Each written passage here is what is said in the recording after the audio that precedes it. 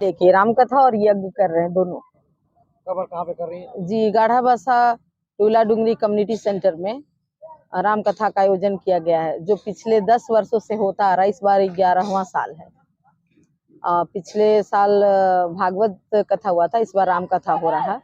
अयोध्या से कथावाचक श्री हरि नारायणाचार्य जी आ रहे हैं, जो राघवाचार्य जी के शिष्य हैं। और यज्ञ मंडप में पूजन करने के लिए अयोध्या से ही 9 पुरोहितों का मंडली आ रहा है, जो 9 दिन यज्ञ भी होगा और राम कथा 9 दिन होगा। कब से कब तक चलेगा? 31 तारीख को कलश यात्रा है, शाम में कथा है और 8 तारीख को कथा समाप्ति है, लेकिन 9 को पूर्णाहुति यज्ञ का और भंडारा है। कलश यात्रा में कितनी महिलाएं निकलेंगी? जी 1008 तो निकलेंगी ही, लेकिन सरकार के गाइडलाइन का पालन हम लोग जरूर करेंगे। कोविड नियमों का ध्यान रखते हुए ये कथा हो रहा है। सारे एक ही परिधान में निकलेंगे? जी सब एक ही जी स्वर्ण रेखा नदी जाएंगे गाढ़ा बसा से। तो ये कथा जो होगा सांस्कृतिक कार्यक्रम के साथ संपन्न होगा? जी, कथा होगा, वो माने सब धर्म के प्रति माने जागरूकता लाने का है, और हर साल होता है, इसलिए यहाँ के लोग जागरूक हो भी चुके हैं। और सबसे जागरूक ज्यादा होना है युवाओं को, क्योंकि ये लोग पश्चिमी सभ्यता को ज्यादा अपनाते हैं। अभी 1 जनवरी आ रहा, साल का नया एंड आ रहा कल, तो लोग पार्टी मनाएंगे, पिकनिक जाएंगे, वो डीजे क्लब में जाएंगे। तो ये इनका माने अच्छा नहीं होगा, जो हमारा संस्कृति विलुप्त हो रहा है। तो इस कथा को लेके आप धार्मिक आयोजन हमारे प्रधानमंत्री को देखते हुए कि वो सारा धर्म स्थल विलोपित हो चुका था, लेकिन अब वो हमारा प्रधानमंत्री ऐसे हैं जो सारा माने धार्मिक जगहों को वो सारे लोगों के सामने ऐसा कर दिए हैं कि हम लोग, वो हमारा जो धरोहर था वो हम माने भारत विश्व गुरु है, तो विश्व गुरु को अपना धरोहर मिल चुका। काशी विश्वनाथ मंदिर, राम मंदिर का निर्माण, अभी अयोध्या मथुरा का निर्माण होने जा रहा है।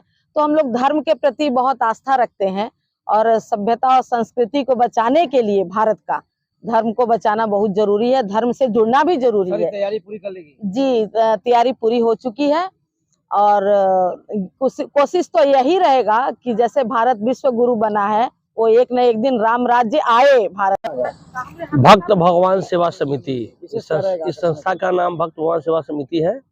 हम लोग केंद्र हमारा झांकी रहेगा। हाँ, इस माने इस संस्था में जो हम लोग का सबसे मेन है झांकी रहेगा। उसके बाद हम लोग को लगभग 1008 महिलाएं हम लोग के कलश लेकर के यहाँ से स्वर्ण रेखा मंदिर जाएगी।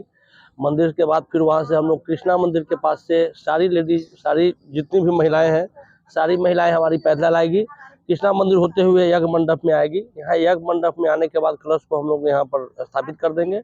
जब 8 दिन हम लोग का पूजा समाप्त होगा, उसके बाद से लोग कलश हम लोग यहाँ से हटाएंगे। और प्रत्येक दिन पूजा के बाद सारे हम लोग जितने भी हम लोग आएंगे श्रोतागण, सबको प्रसाद का वितरण किया जाएगा और समूचे आदमी को प्रसाद दिया जाएगा। प्रसाद दे करके ही हम लोग आगे का कोई कार्यक्रम करते हैं। मेरा नाम सुरेंद्र प्रसाद सिंह है, भक्त भगवान सेवा समिति का मैं उपाध्यक्ष हूँ। कि जैसे भागवत कथा वो मोक्ष कैसे होता है 7 दिनों में, ये सिखाता है। लेकिन रामचरितमानस, राम कथा, वो जीना सिखाता है कि लोग को जीना कैसे चाहिए। हम बढ़िया जिएंगे तभी तो राम राज्य आएगा।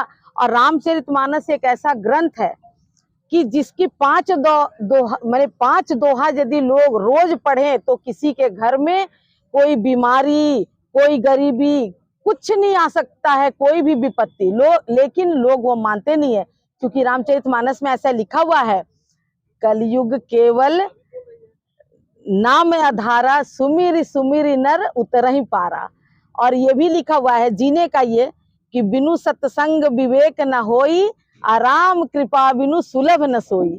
और यदि जब हम लोग बैठते हैं तो सबसे पहले राम जी को ये करते हैं चौपाई से कि सिया राम मैं सब जग जानी, करहूं प्रणाम जोरी जग पानी।